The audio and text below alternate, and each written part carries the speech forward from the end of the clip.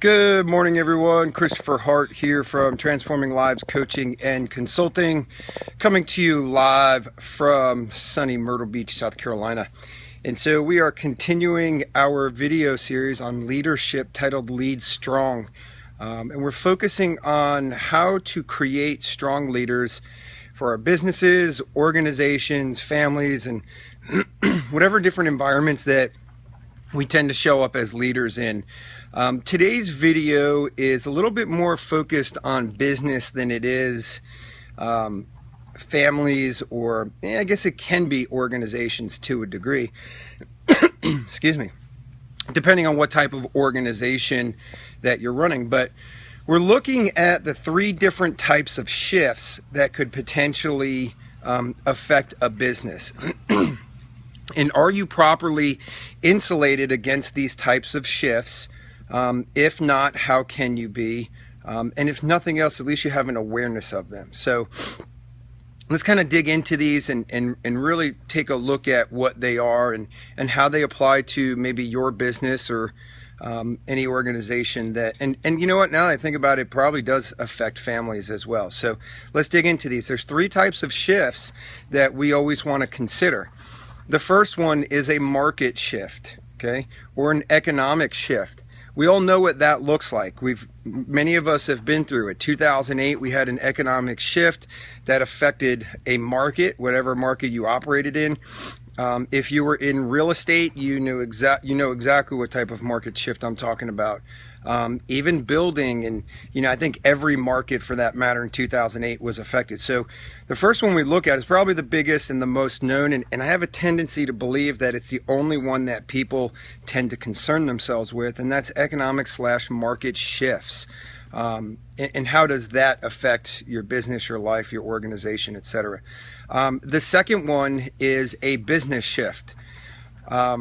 Business shift is more along the lines of, what does it look like when your business shifts, in the fact that maybe you have your top producer or your top admin person, or that key player in your organization that's kind of the most invaluable player on your team, and that person leaves.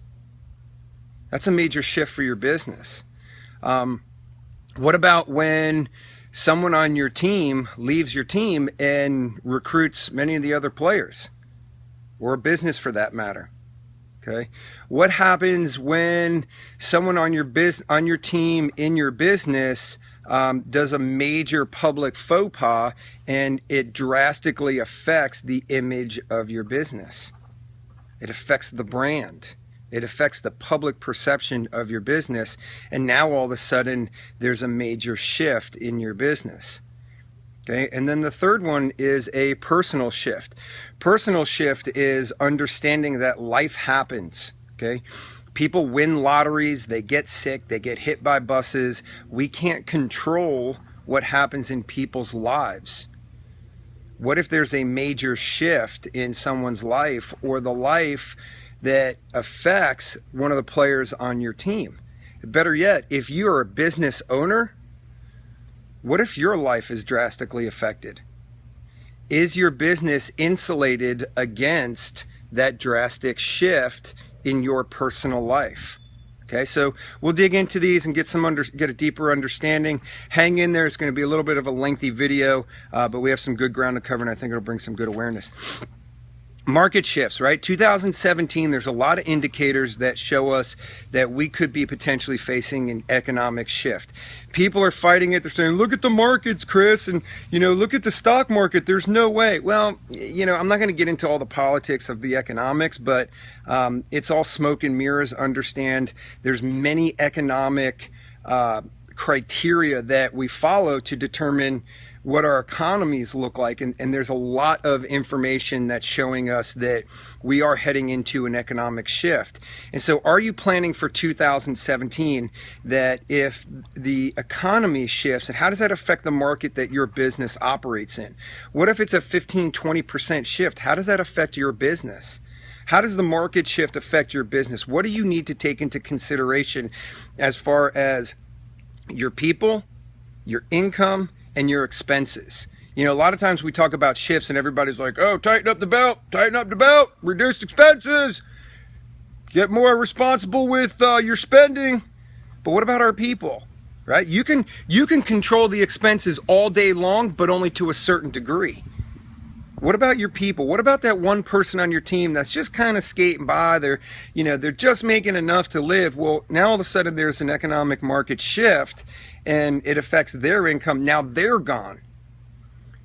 How can your team, if let's say you have a real estate team of 4 to 6 people, what if you lose 2 to 3 of them? How does that affect your business? What if your business is actually insulated to the point where you thrive in that shift? How are you going to meet the demand? Let's say, for instance, if you work with investors. Well, investors come out of the woodwork during shifted economic times, right? So if all of a sudden you get this influx of investors that we saw in a lot of real estate businesses in 2008 and 2009, and they have certain requirements administratively that you can't meet, are you poised and positioned to be able to meet the demand of a shift? Because if you're not, you're going to die. Your people are going to die, not physically, but financially, right? So take those things into consideration. Look at your organizational chart and say, how do we insulate our business organizationally from a people perspective? Hopefully you all have a grip on the economics of it. And if not, feel free to reach out to me. We can go over your P&L. But more so from a people perspective. What's going to happen to your people in an economic shift when it happens in 2017? What's going to happen if you actually pick up a client who thrives in the shift and puts a massive people requirement on your business? Are you prepared for that? Okay. So business shift. Let's take a look at your business in the way of, I've seen it happen in a couple of different perspectives with people that I coach. They have a top administrator that all of a sudden comes into work one day and says, hey, my family and I are relocating back to wherever, the West Coast, South. We want to be closer to family, and I'll be leaving in the next 30 days. And now all of a sudden your business is out that talented individual that was they were the director of your operations. They were controlling everything. Now all of a sudden your business has this massive shift. And they come to me and they go, Chris, what do I do? I say, what I tell them is execute your contingency plan. They go, what contingency plan? Well, the one that you were protecting your business against, because you may have done a SWOT analysis at some point where you identified your threats, and these shifts are part of your threats, and oh, you didn't do that. Okay, so there's your problem. Okay, so when you look at your business, what happens if the major platform that you use goes out of business? What happens if the key player in your business decides to up and leave? What happens if that person decides to leave while you're out of town and recruits everybody to their new quote-unquote team that they're starting? And I'm not calling anybody's businesses out. I'm just using real life scenarios to show you guys this stuff happens. What is your contingency plan? Do you have a virtual assistant on standby?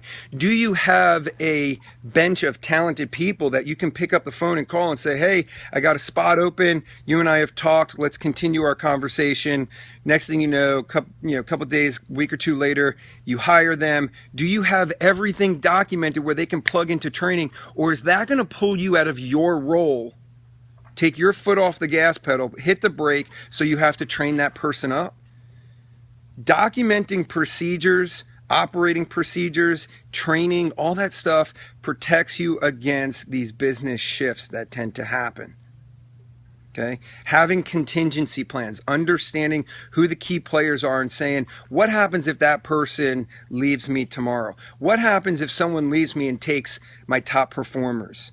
What do I do? Third one is personal shift. Guys, I'll tell you, this is probably the most real one for many small businesses. You are the owner, the operator, the HMFIC, the everything, the jack of all freaking jobs. Maybe you're not, maybe you have some people, but what happens if you're at that stoplight and the green light goes and you're in a rush and you go through that stoplight and all of a sudden that 17-year-old kid that wasn't paying attention, he was text messaging, comes through the intersection and side swipes you and you're no longer here? I don't mean to be morbid, but that's a real life experience. And all of a sudden you were the business owner. And after the mourning period, after they lay you to rest, your spouse goes, what are we going to do about the business?